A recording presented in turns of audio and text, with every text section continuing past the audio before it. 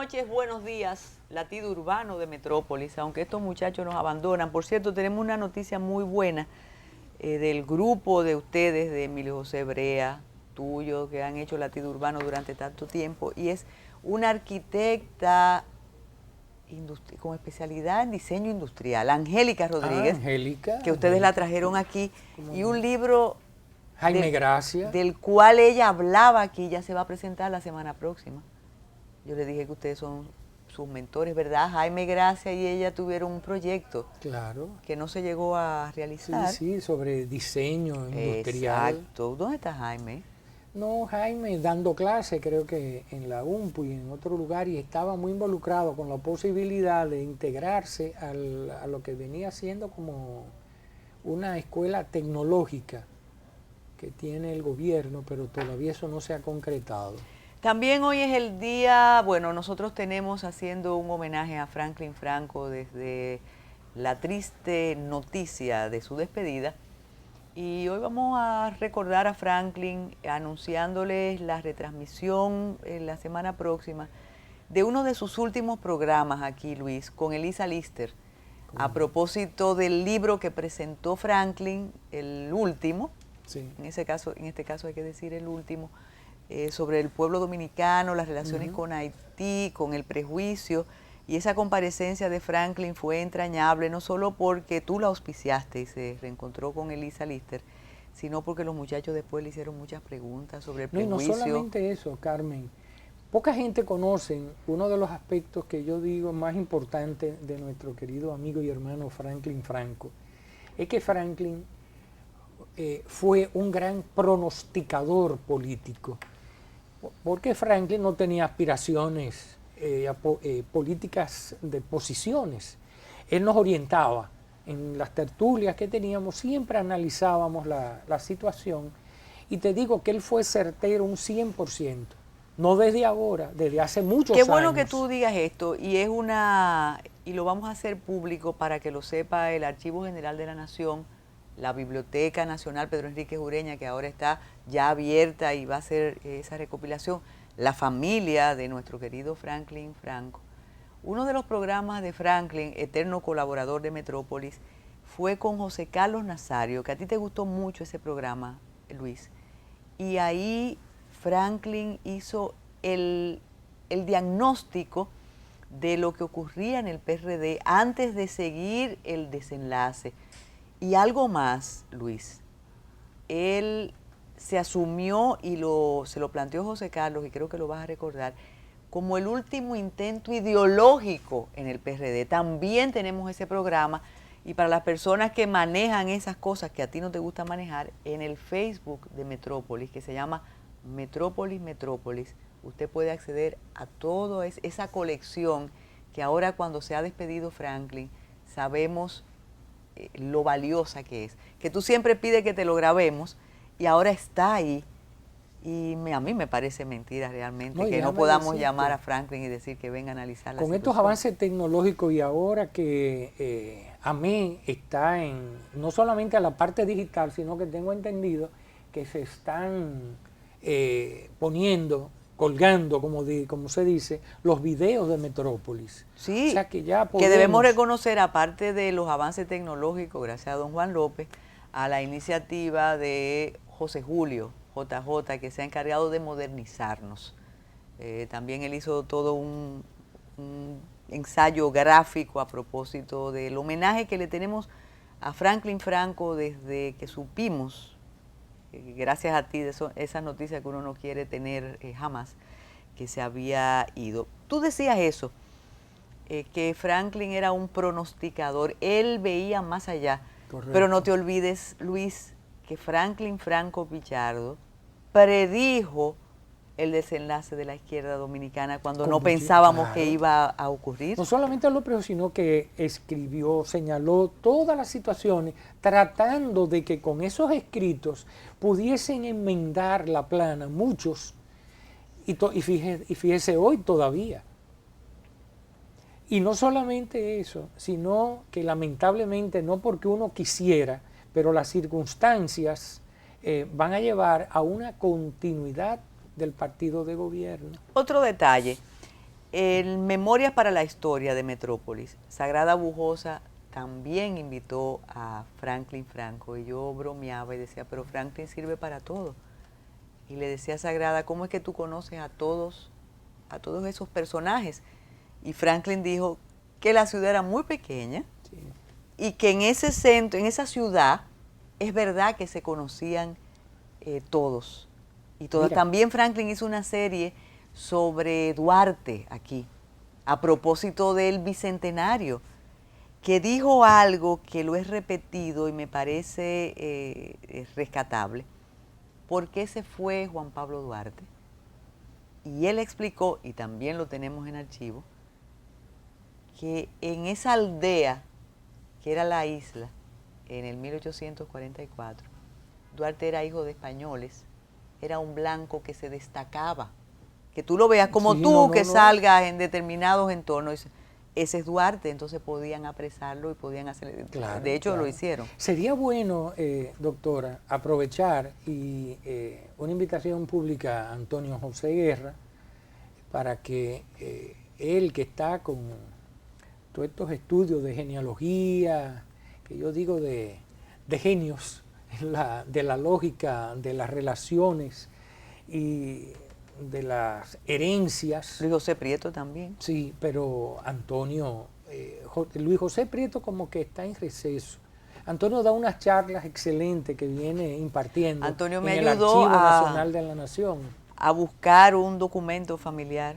Antonio casi es un agente de la CIA, no, porque él sabe todo. No, lo que pasa es que él acude al archivo de los mormones. Exactamente. Usted sabe que los mormones han colgado en internet el archivo más completo que le permite a usted toda esa red entrelazarla, investigar sobre los orígenes, las relaciones familiares, etc.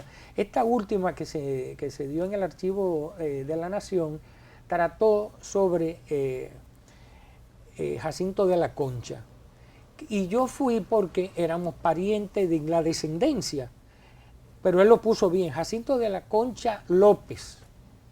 Sí, porque nada más se habla de los apellidos exacto. Del padre y no hablan pero de las volviendo, y déjeme decirle, ojalá José Julio esté escuchando, vamos a hablar con Luis también del proyecto, un proyecto de esos que asume el nuevo gobierno, que es la circunvalación. Y ustedes, Emilio, tú, Leopoldo, Franco Barrera, lo han mencionado, y yo quiero que tú nos hables de las bondades y las maldades de ese proyecto. Eso está en agenda. Pero volviendo a Franklin, Franklin tuvo otra característica. Tú sabes que los izquierdistas nuestros, algunos se encapsularon y no avanzaron, no fueron dialécticos. Y era, quizá por su condición de profesor, Franklin era muy abierto y muy dado a colaborar con estudiantes, y no solo eso, a entender nuevas formas de vivir, nuevas ideas, y él escuchaba. No, Franklin es una persona muy avanzada. A pesar de sus 77 años, que yo digo que fueron 77 años haciéndonos caminos a todos nosotros, porque gracias a Franklin fue una de las personas que más influyó en mí en los aspectos de haciendo camino social, camino histórico, político, por sus análisis enjundiosos siempre y desinteresados. También con muchos recuerdos y muchos afectos. Hoy, en la funeraria, me encontré con una querida amiga. Pero hoy no fue, van a pensar que hoy, tú estuviste en la funeraria hoy por otras razones. Con Luisa de Peña, que cuando la vi, ella misma me dijo, yo no soy la Luisa de Peña, que usted era mi jefe. Y yo le dije, no, yo no era tu jefe, al jefe lo mataron. Sí, porque Sina del Rosario, Sinita, y ella trabajaban conmigo. Y muy dulce, muy cariñosa. Yo no soy esa ya. Yo soy agresiva, yo lo otro. Y Luisa tiene que tener, que quizá ella tenía como 20 años, y de eso hace como 25 años de eso. Y la vi con esa disposición y esa gerencia, una persona de los afectos de Franklin. Y Franklin me había dicho que él fuera al Museo Memorial de la Resistencia cuando estuviera listo. Ya él donó su la biblioteca, sí. y tuviera listo una oficina que Luisa le estaban preparando. Y él decía, cuando todo esté listo, porque todavía los libros, todos, no se han trasladado, porque no solamente eran 10.000 volúmenes, más documentos, y todo eso está en marcha. Y hubo una imprudencia de una persona, que Luisa, si ve el programa, no me deja mentir, un señor que quién iba a sustituir a Franklin. Óigame, en un momento como una persona, y Luisa no se lo comió de milagro. Pero sí le digo, él es insustituible. Porque claro, nadie puede sustituir a otra persona, somos únicos. Y hay algunos que tienen por su personalidad, su don de gente, su colaboración y contribución al país, no solamente son únicos e irrepetibles, sino que se constituyen en modelos a seguir y a imitar. Y Franklin fue esa persona, una persona única. Es importante también, ahora que señalas el Museo Memorial de la Resistencia, y eso será un tema pendiente con Luisa de Peña, que también es habitual invitada y presencia aquí en Metrópolis, cómo él desde la fundación del Museo Memorial lo asumió, ese proyecto lo asumió como propio. Sí, claro. Él estaba decidido a seguir colaborando. Fíjate que las tertulias del museo de los jueves, él era que las moderaba. Entonces, despedida para Franklin, que será siempre recordado aquí en la academia. Algo que tú sí disfrutaste de Franklin, esa facilidad para participar en tertulias. Tenía una tertulia fija que va a seguir, va a continuar. No, nosotros vamos a continuar en honor a Franklin y a Eddie Rosas, que partieron haciéndonos camino, que hacían tanto en la librería Cuesta, en la cafetería, y ya en las tardecitas de 5:30 a 6:30, 7, hacíamos los domingos en lo que fue el Hotel Comercial en La Barra, que ahora es un hotel francés, en la Hosto con el Conde. El Mercure. Sí, el Mercure. Pero lo bueno, y quiero volver a repetir, esa certeza, con esos juicios y esa conceptualización que hacía el doctor Franklin Franco sobre los aspectos sociales, económicos, históricos nuestros, que fueron tan certeros que si nosotros estuviésemos jugando alguna apuesta, óigame, fuéramos multimillonarios. Mira, hay un aspecto que lo hemos olvidado por la emoción y porque no planificamos esto realmente. Y fue la librería de Franklin Franco. La Nacional. Yo siempre le decía a Franklin esquina para allá, que con los años él se parecía mucho a su madre. En la Noel. Y estaba él con su madre ahí siempre con libros que, recuerden ustedes los más jóvenes, que no existía internet, que tú no podías pedir, que FedEx no te podría traer un libro, que no existía Amazon. Entonces tú ibas a esa librería y tú encontrabas textos que tú no ibas a encontrar en ningún otro lugar. Y no solamente incluso eso. Le bromeé cuando se reeditó en Funglode la fiesta del Rey Acap, o de la Furcade, del chileno, y le dije, mira, le mostré al embajador nuestro en Chile una edición pirata que tengo de ese libro, y él no lo podía creer. Y dicen que fuiste tú, y él me dijo que no fue él. Pero él hizo un aporte a la bibliografía y a la bibliomanía dominicana. Eso también es rescatable.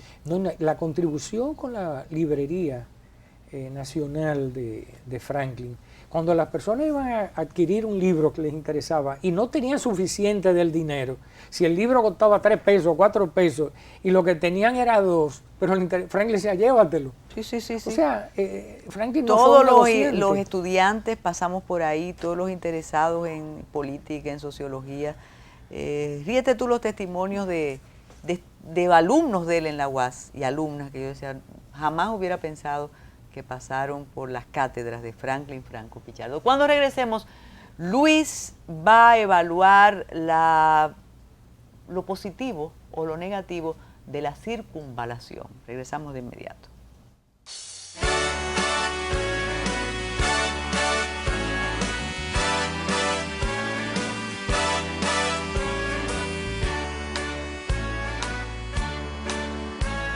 Luis, Luis, he aprendido urbanismo aquí, he aprendido reglas, he aprendido cómo se prevarica para tú poder hacer un edificio en una zona que tiene limitaciones. Ustedes a veces lucen vencidos aquí cuando se pierden pleitos en los tribunales. No, Emilio no pierde pleito. No. Y tú ves un edificio que ustedes se pasaron años diciendo que no, todo eso. Pero si hay un proyecto del cual ustedes hablaron y además le discutieron a Leopoldo y le dijeron que él no fue el ideólogo, es este proyecto que al parecer va a realizarse antes de los 4 años del gobierno de Danilo Medina. Sí, la circunvalación. Sí. Explícanos de qué se trata. Bueno, primero para hacer un poquito de historia, porque gracias a Leo, que como él cuando se graduó, que fue una de las pocas personas graduadas. Le trajo las imágenes la vez que vino. En arquitectura en Italia, pero él entró a trabajar en el BNB y no se integró a la parte de planificación y todo eso de manera directa, pero él cuando traza la avenida de Circunvalación, ya 20 años atrás, Cristóbal Valdés... Pero espérate, él la traza como que, como un proyecto. Bueno, para poder remediar la situación de congestionamientos de los vehículos. Pero es proyecto, él no lo había propuesto. No. Okay. Eso ya, o sea, como que era una solución para evitar el taponamiento que ocasionan todo el tránsito pesado, que en vez de estar cogiendo la George Washington, como ustedes conocen, lo lógico es desviar todos esos vehículos que van del oeste al este o viceversa, y coger la circunvalación y no penetrar y congestionar todo el malecón y tanto la Ciudad Nueva, la ciudad colonial y todo ese caos. Entonces, Leo presenta la idea, que él digo yo que la presentó ingenuamente, pero positivo, como una solución. Cuando la vi, le dije, no, Leo, ese proyecto hace como 20 años, Cristóbal Valdés, Luis Eduardo Delgado, Nelson Toca, Pedro José Alfonso, Onésimo González y quien le habla, se preparó y se formuló y se idearon varias cosas. Tanto es así que luego ingenieros viales realizaron un diseño y se inició la trocha, se empezó a abrir. Luis, pero en esa época que tú planteas, no existía, la ciudad no era tan grande, ni había tantos porque las problemas. Cosas hay que preverlos para no generar el caos, es la planificación.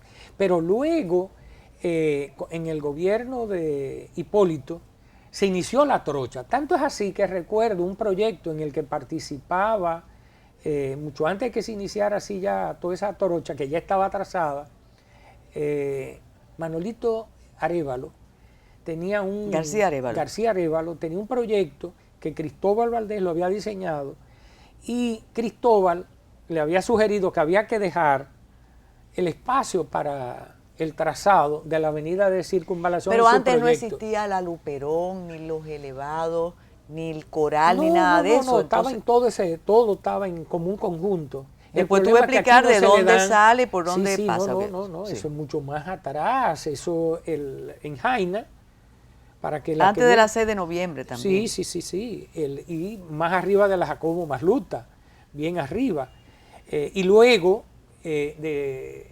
Pero espérate, te me fuiste a la Jacobo Masluta. Yo pienso Jaina y pienso en el camino viejo a San Cristóbal. Por ahí es. Sí, por ahí arriba. Se sube, da la vuelta, como lo trazó Leo. Lo que presentó Leo era como porque fue una cosa de sentido común. Y Leo, una persona muy inteligente, lo analizó, pero ya eso así mismo, con tiempos atrás, se trazó y se le abrió una trocha. Había un trazado, pero no se le dio seguimiento. Pero espérate, aquí parece Luis, saldría, la carretera comenzaría, bueno, termina en Jaina. ¿Qué ruta sigue? Dime. No, sigue hacia el norte, creo que va hasta pasar cerca del aeropuerto El Higüero. Entonces sigue como a 2 kilómetros hacia arriba de la Jacobo Masluta. Es una herradura que luego desemboca casi llegando a lo que sería el puerto multinodal, o sea, a la... Y entonces, pero no se une a la autopista de las Américas. No, solamente en las intersecciones. En la intersección ya cuando desemboca o se toma del puerto multinodal, uno toma la... ¿Qué se persigue con esa? Bueno, lo que se percibe es aislar, separar y evitar y agilizar el tránsito, tanto el tránsito vehicular, vamos a decir, de vehículos livianos, pero agilizar el de vehículos pesados porque se aislaría, ya tendrían una ruta que no entorpecería el tránsito normal de la ciudad y aislarlo en el sentido de que todo lo que salga del muelle o de lo que venga del este, que quiera cruzar al oeste o viceversa, ya no tengan que penetrar la ciudad. Es lo mismo que van a hacer en Santiago. Pero óyeme, ¿tú te acuerdas que ustedes decían con el corredor Duarte, y eso cada día lo comprobamos, que uno iba a ir raudo y veloz y llegaba a un cuello de botella? ¿Podría ocurrir con esto? Siempre y cuando, que son las cosas que aquí suceden,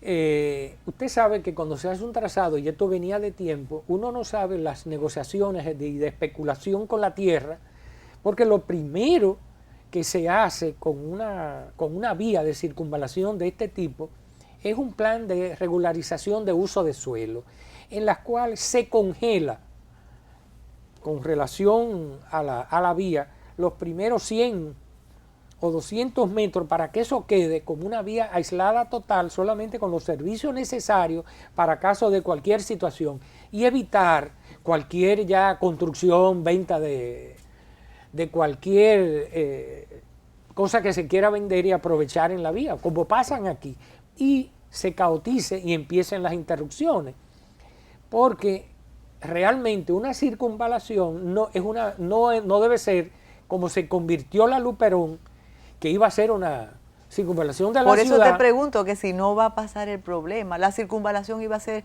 la Luperón iba a ser un desahogo, y ahora hay tapones en la Luperón. No, porque se convirtió en una vía local, en una vía comercial. ¿Y por qué? ¿De qué depende eso? Óigame, las oficinas de planeamiento urbano, los ayuntamientos y el gobierno que trabajan de forma, sin coordinación, y los intereses económicos. O sea, aquí la planificación la llevan las instituciones financieras, los desarrolladores, y desarrollan donde está su interés inmediato. Aquí no hay políticas de desarrollo municipal y mucho menos de gobiernos centrales, en el sentido de que una política municipal de desarrollo pueden señalar, no, mire, tal o más cual zona de la ciudad X, ya sea en Santiago, en La Romana, en San Pedro, tienen que, el estímulo es que los promotores desarrollen, por ejemplo, vivienda de bajo costo o de interés social, como quieren llamarse. Eso implica este trazado que el malecón va a estar libre de vehículos pesados. Se supone que sí. Y incluye la 27 de febrero. Y la 27 de febrero. Y la John Kennedy. Solamente el acceso que van a tener, lo que van a abastecer en horas ya reguladas. ¿Y por qué eso no se ha regulado antes, Luis Guzmán? Es que son cosas... Pero, doctora, y usted sabe los intereses que hay en el medio. Ahora que tú dices hora señalada, y a cualquier hora tú ves un camión, claro, pero no un camión, un tanquero. Usted no recuerda cuando, que no quiero recordar, pero en tiempos de Balaguer, recuerdo al ingeniero Silverio Martínez, mi primo Silverito. ¿Estuvo en tránsito terrestre? Sí, en tránsito. Eso se organizaba y había una regularización. Dorian Villalba y Onésimo trabajaban en esa oficina, eran los técnicos. Y recuerdo cómo se planificaba y se respetaba. Luis, ahora que vemos en el primer Picasso para la construcción de la circunvalación a las autoridades que tienen que ver con construcción pública, con obras públicas, ¿todavía es temprano para evaluar el Ministerio de Obras Públicas del gobierno de Danilo Medina? Sí, le voy a decir por qué. No es un secreto para nadie y recuerde que en la transición también se otorgaron muchos contratos. Entonces tenemos la ley de contrataciones públicas hoy, que en la forma como se elaboró, para mí personalmente, amarra a las autoridades actuales, porque con todo y que se ve muy bonito, la transparencia, etcétera, yo si le hubiese dicho en un proceso que por lo menos un 20-25% de las obras deberían en los gobiernos centralizarlas y llevarlas a sorteos, por lo menos un 75%, porque de pronto nos encontramos en una cantidad de obras que se van a llevar a concurso, nos quedamos en un concurso, no se inician, se atrasan y no hay la ejecución efectiva de los gobiernos cuando se ven en esta situación. Leonel Fernández, con todo y la ley, se tomó iniciativas, construyó lo inimaginable, todos los elevados, todos los túneles, el metro, etcétera, habiendo leyes. Pero no más que Balaguer, ¿o construyó? Sí, en proporción económica, si se analiza el proceso de construcción en el periodo de Leonel Fernández. En los periodos. En los periodos del presidente Leonel Fernández, la construcción a nivel nacional fue bárbara. No solamente la que llevó el gobierno, sino la que llevaron a cabo los promotores y en el desarrollo, para bien o para mal. Y independientemente, no estamos viendo ahora las situaciones, ni estoy haciendo una alabanza, sino viendo a nivel de construcción.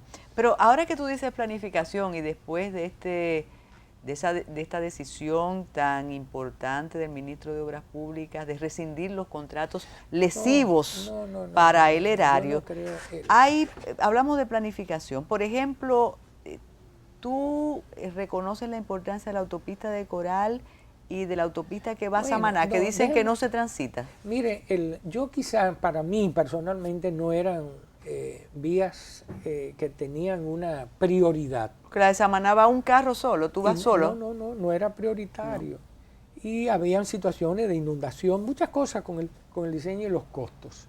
Hay que ver los intereses y todos los terrenos que se han valorizado. Pero sí la de circunvalación que debió de haberse hecho hace mucho tiempo. Por ejemplo, en los tiempos de Jorge Blanco, que le faltó decisión, porque Jorge Blanco en su periodo se iniciaron una serie de proyectos que luego dejaron caer. Yo estoy seguro que si Jorge Blanco hubiese tenido la visión, para bien o para mal, que tiene Leonel Fernández, por ejemplo, todo en vivienda, todo ese proyecto no hubiera quedado hoy como un cementerio, porque ese proyecto fue un buen proyecto. Cuando el ingeniero Bonilla en el INVI, y eso quedó, Pedro Bonilla, ¿cómo quedó ese proyecto? Siendo subdirector general del INVI, el arquitecto Doy Gautier.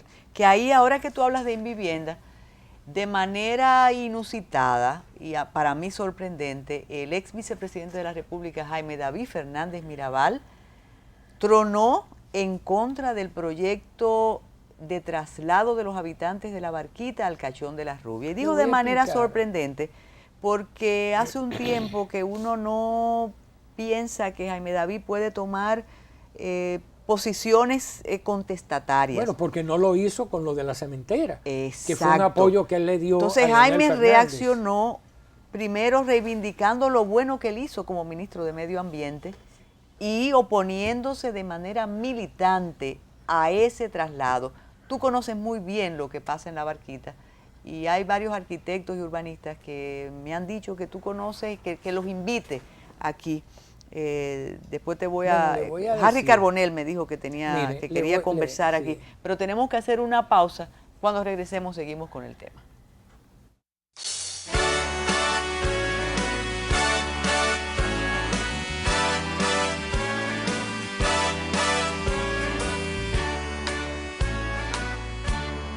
Más de 300 combatientes. El exilio dominicano siempre dio muestra de encontrarse en disposición de organizar eventos dirigidos al derrocamiento por la vía armada del régimen de Trujillo. No debemos de olvidar la experiencia del fallido intento de Cayo Confite, una experiencia que reunió en Cuba en el año 1947 cerca de 800 dominicanos, salvadoreños, cubanos, nicaragüenses. Fuerza expedicionaria que fracasó porque fue traicionada por un alto militar, jefe de la policía de Cuba. Pero 2 años después también tenemos la jornada expedicionaria de Luperón, que encabezó Horacio Horne Guascut, el doctor Tulio Arbelo, Cunjar, Bugú Enrique, y una playa de patriotas valientes que muchos de ellos perdieron la vida.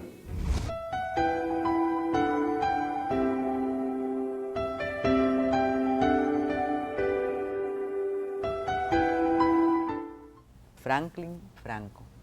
Y como tú dices, no nos parece real, pero es una realidad. Usted me dijo en el mensaje, como Luis, es verdad que morimos. Exacto. Porque de un día para otro, así, uno viéndolo con su entusiasmo, con toda su vitalidad, y de pronto morimos. Que tú no lo crees Nos tampoco vamos, en un momento. Es que hay cosas que uno no pero es asimila. Así. Y seguimos mientras tanto. Luis, Jaime David, como decíamos en el segmento anterior, apareció en la primera página de los periódicos, tronando en contra de ese proyecto. Explícanos tu parecer y quizás no es el momento, pero evaluar qué hizo Jaime como ministro de Medio Ambiente, que excluyendo la posición con la cementera, al parecer y según lo que él mismo dijo, él rescató lugares que en el número de la lupa de esta quincena aparece un tema que yo sé que para ti es de preocupación y es el proyecto de Sanssouci. El propio Macarú ya dice que con el río ahí se ha dificultado todo. No, es que yo tengo una visión totalmente, y yo se las he expuesto. Pero ellos lo sabían antes. No, pero no solamente. Yo soy un opuesto a que se construya la marina frente a Ciudad Nueva y a la ciudad colonial. Eso fue un proyecto ya que Pero en San Juan está así, No, pero déjenme explicarle. Ese proyecto realmente es una copia del proyecto que presentó George Pantasis, que había planificado y diseñado Jaime Lerner. Ese proyecto en la época de Peña Gómez, porque Jaime Lerner no vino, con los datos que recibieron, se preparó que ahí se iba a construir la marina. Estamos hablando entre lo que es hoy Montesino y lo que es el rompeola de Felipe Benítez Rizac, el obelisco Macho. Entonces, pero es un espacio sí, tiene un grande, kilómetro. Okay. Y la idea extenso. Era extenso. Ahí, cuando eso lo presenta en el 84 pero aproximadamente. espérate, entonces todas esas casas de ahí se irían. No, porque es en la parte frontal del malecón. Entonces, pero yo lo que sugiero, y en aquel entonces cuando conocí el proyecto, yo lo que dije fue, señores, en la mayoría de los países, una marina privada, eso se coloca frente a los hoteles. Y lo lógico era diseñar y preparar y prever la marina desde el obelisco, hacia la Socorro Sánchez, hacia la Máximo Gómez, que es mucho más grande y con más posibilidades. La diferencia son 3 metros de batimetría, que es más profunda la batimetría. Pero del otro lado, al rescatar el río, los ríos Isabela, Osama y la descarga de aguas negras, porque hay que sanear eso dice todas las descargas, al sanearlas podemos construir una playa pública, señores, y volver a tener una playa que quizás los más jóvenes no la conocieron, pero conversando casualmente en la funeraria, cuando con cuerpo presente con Franklin, me encuentro con otro amigo, con Chiqui Pellerano, y comentamos, le comenté, porque él, socio de Hugo Giuliani, que es el padre de la esposa de Juan Bautista Vicini Lluveres, le comenté, y él recordó también cuando había una playa Cuando se hizo el... Bueno, que en las imágenes que trajo Leo aquí se vio aquello, hace Bueno, 50 años, 60. Sí, más no, bien. no, en los periodos del 60 al 45, por ahí, ya había Pero la vamos al playa. asunto Pero de la vamos bien. barquita, con las declaraciones de Jaime. Nosotros hicimos varios estudios porque yo fui parte del equipo que analizamos lo que era... Cuando estaba con AU. Cuando estaba el Consejo Nacional de Asuntos Urbanos, y en la colaboración con Naciones Unidas se conceptualizó toda la zona, porque eran proyectos pilotos de intervención a todos los asentamientos en la ribera de los ríos. No solamente tenía que ver con lo que fue la Ciénaga, los Guandules, Gualey, el Capotillo, el Simón Bolívar, el 24 de abril, los Manguitos, o los Tres Brazos, etcétera, la Barquita. El proyecto realmente, no lo conozco en detalle, pero estoy seguro que como está Omar Rancière, nuestro compañero en aquel entonces, junto con Pablo Morel, que ido a destiempo, habíamos ya conceptualizado, y lo del Cachón de la Rubia, que es un santuario, no se van a construir ninguna vivienda ni nada, es en la periferia. Pero atrás. ¿y por qué Jaime incluso dice que los humedales rescatados? Él menciona los farallones. Bueno, que los quizás no conozcan el proyecto realmente, pero yo no creo que donde está Omar Rancière, que conoce bastante bien tu amigo Domingo Contreras, mi amigo, está ahí también. los conceptos de ahí está. Y yo no he conversado con ellos. Estoy seguro. Lo que yo sí puedo cuestionar es el traslado de las personas de la Barquita hacia esa zona, porque hay otros grupos que tuviesen más derecho de ocupar esas edificaciones y ellos tener una reubicación. ¿Cuál es la distancia de quienes ocupan ahora la orilla del río y este proyecto que va a ser, o que está diseñado? No, estamos hablando quizás... Pero no hay peligro de inundación donde va. No, es que sería imposible, son sitios más altos, de cotas más elevadas. Y además se supone que el Cachón de la Rubia, que por cierto es una propiedad privada, el Cachón de la Rubia... ¿Es privado? Claro, eso es de los Antuña y los Despradel. Recuerdo yo en paz descanse, otro amigo, hermano de Consuelo y de Anaya, Luis Despradel, que eran los que más tenían que ver con eso, la familia Despradel, pero estamos hablando de Salvador Dájer particularmente, los papás de Francis Dájer, asociados con Bartolo Antuña. Ellos tenían muchas propiedades en ese entorno. Recuerdo también la época... ¿Y cuál es la característica o la importancia del Cachón de la Rubia? Bueno, es que el Cachón de la Rubia ofrece una serie de paisajes dentro de la ciudad que son únicos. ¿Y se podría rabalizar ahora con esto? Óigame, si lo hacen correctamente, todo lo contrario. Pero... Pues yo pensaba que era parque nacional eso. Es que eso es como un parque, es que no se está diciendo que van a mudar a la gente ahí.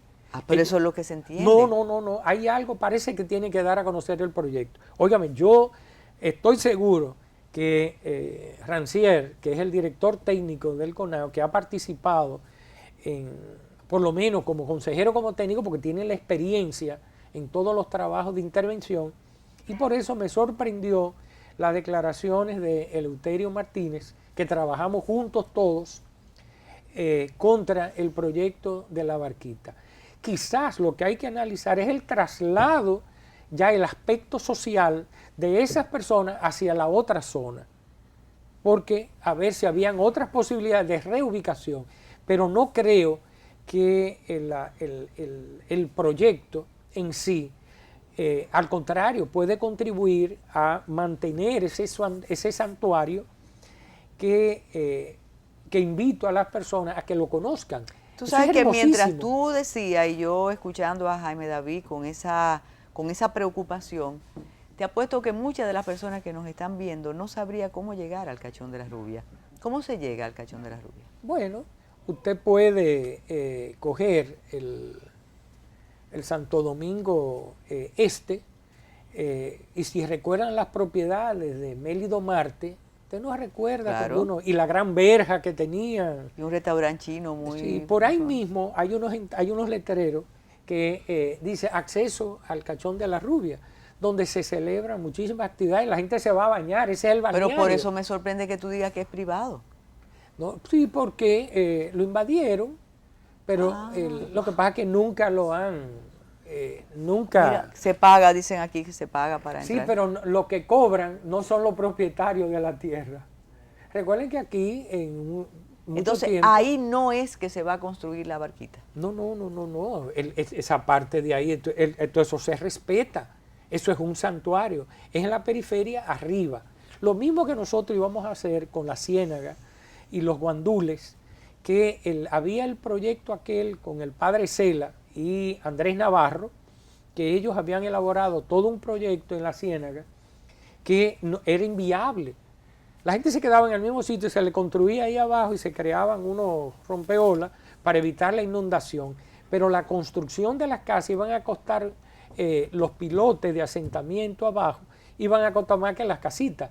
Y nosotros elaboramos arriba, en la Francisco del Rosario, todos unos condominios hacia arriba y hacíamos un gran parque abajo. La verdad es que nosotros estamos cada día comenzando a hacer las ciudades. Y a veces las hacemos mal hechas, Luis. Se construye y se destruye. Exactamente. Diariamente. Y eso es preocupante. Me sorprendió muchísimo leer las declaraciones del ingeniero Lisandro Macarrulla en el número de La Lupa Sin Trabas de esta quincena, porque él admite que hay serios problemas ahí. Y y pero cuando es que tú esos hablas problemas no son de ahora. De sanear un río, eso es oneroso. Óigame, yo tengo, para que lo sepan, los originales que se presentaron del documento original cuando Francisco Peña Gómez le presentaron lo que él decía, que él también tenía un sueño. Recuerden que se hablaba del sueño de Balaguer. Y Peña Gómez, siendo síndico, decía que él también tenía un sueño y era hacer las playas ahí en el malecón. Y más el proyecto de la Marina. Yo tengo el documento original, que lo conservé. En ese documento... Pero entonces esto es un proyecto privado. Ahí ahora. se dice, en ese documento, que era una concesión que se hacía creo que a 30 años y se hacía todo, incluía, que era lo básico y lo más importante, era el saneamiento de los ríos y de las descargas de aguas negras. Pero eso se puede Eso era hacer. básico, Tenemos claro que hacer que una se puede pausa. hacer. Regresamos de inmediato.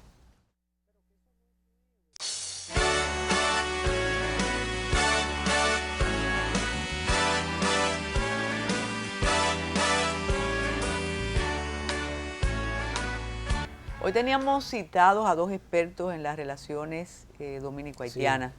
Creo que el día que los tengamos aquí vamos a aprender muchísimo y yo te encargo, te encomiendo que trates de que María Elena Muñoz esté por aquí, que tiene 40 años hablando de la situación dominico-haitiana. Óigame, a contrario a otras personas, cuando se dio a conocer la situación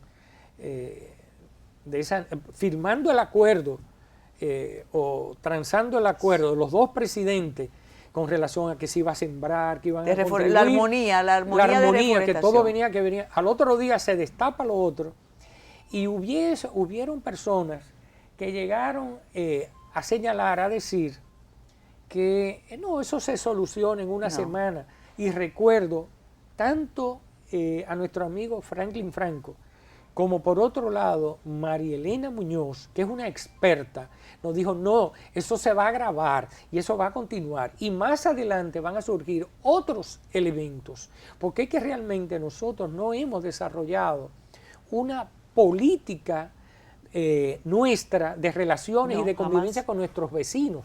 Nosotros somos la puerta abierta, ellos hacen y ellos... Y nos manejamos con un complejo de culpa frente a Haití y con mucho miedo, porque yo ponía la situación distinta, Luis. Si fuéramos nosotros, ya 16 organismos internacionales hubieran intervenido. Y son situaciones que exponen los prejuicios que siempre han dicho que tenemos un grupo y otro, pero en situación con esta han dejado sin argumentos. ¿Cómo están dejados sin argumentos a los defensores de la élite haitiana? Usted ha dicho de culpa, y yo veo todo lo contrario, señores. A nosotros fue que ellos nos invadieron, por así decirlo. Lo que pasa es que en la indefinición, si éramos franceses, si éramos españoles, en la situación en que nos encontramos, y algunos, como decían, ellos eran prósperos en aquel tiempo y vinieron a traer una organización y una estructura. Habían gente pro-haitianas y los que estaban aquí eran, vamos a decir, españoles o en su visión. Entonces, pero van a surgir nuevos elementos todavía más y la situación se va a agravar aún más. No obstante, ¿qué trae esto de positivo para ambos países? Porque cuando lo del terremoto en enero, ya hace unos años, habíamos vaticinado la situación de Haití y decíamos que Haití se iba a convertir en el primer país del mundo de refugiados haitianos en su propio territorio. Sí. Y además se está viendo que es inviable como está la situación y nosotros estamos también en una situación difícil de indefinición de nuestra soberanía y nuestra capacidad real de controlar y manejar. Y hemos perdido lustros. Mira, esas son imágenes realmente perversas, sí. Claro. Mira, nosotros hemos perdido tiempo, reitero, por los prejuicios. Yo comentaba hace 2 semanas que en tu adolescencia y la mía, nosotros nunca habíamos visto imágenes de Haití. Quienes teníamos el privilegio, teníamos familia o algo y podíamos cruzar la frontera, íbamos, pero claro, íbamos a sitios privilegiados, exacto. Pero las imágenes ahora nos traen una realidad que yo creo que no debe existir un dominicano o una dominicana que ignore. Tenemos que entender que compartimos la isla con otro país y con un país muy diferente al nuestro. Claro, no solamente en términos de cultura, de educación, de visión y de situación económica, social, histórica totalmente distinta a la nuestra, pero sí tenemos al compartir la barca, si ellos se hunden, nos hundimos todos, es que hay que incentivar la producción. O sea, ellos tienen que producir y nosotros tenemos también que producir. Nosotros, óigame, nosotros no podemos tener medios de producción puramente de subsistencia. Ellos no tienen nada ni de subsistencia. Ah, no, porque ese es otro aspecto. El intercambio no existe. Claro. Personas por alimentos. Y cuando tú mencionabas el asunto de lograr una solución, José Alejandro Ayuso, que fue vicecanciller y que es experto en estos temas, decía en el matutino alternativo que se debe rescatar la comisión bilateral, que no hace nada. Pero la situación no es fácil. Señores, terminamos por hoy. Hasta mañana. Buenas noches y buenos días.